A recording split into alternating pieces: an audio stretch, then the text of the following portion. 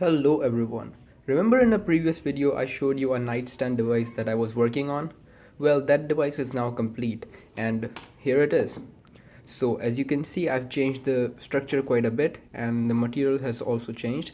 So let's talk about it. It's made of acrylic plastic that's about 2 millimeters thick. The bends were made with a lighter, just like this one. It's a torch lighter and you can heat up the sides and bend it.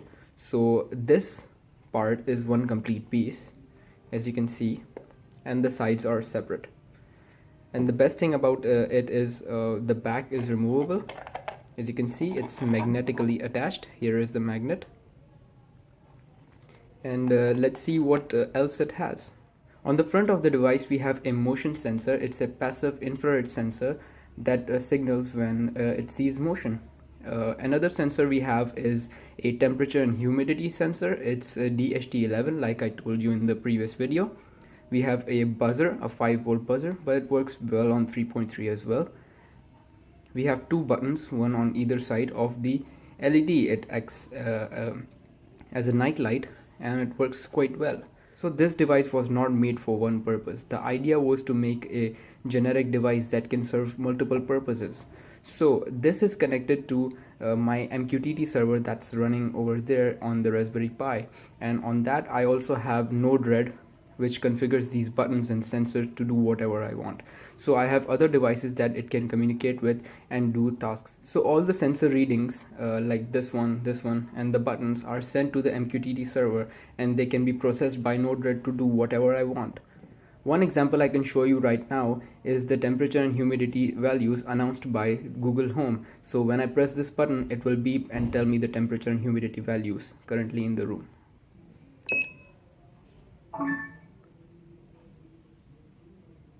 The room's temperature is 24 degrees and humidity is 61%.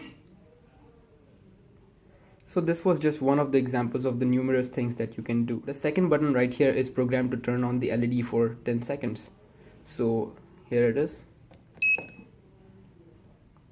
And it will just turn off after 10 seconds. So let's see how it's made on the inside. It is powered using a 5-volt adapter. It's going to the wall.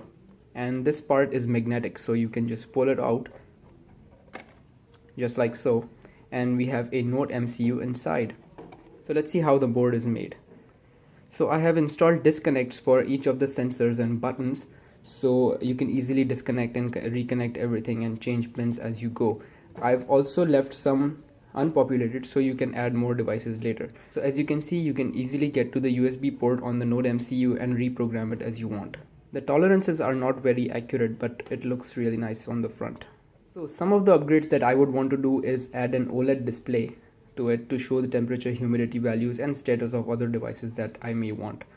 So that's all for today. I hope you enjoyed today's video. Be sure to subscribe, leave a like, and if you want to see more videos, leave a comment down below and ask any questions if you have any.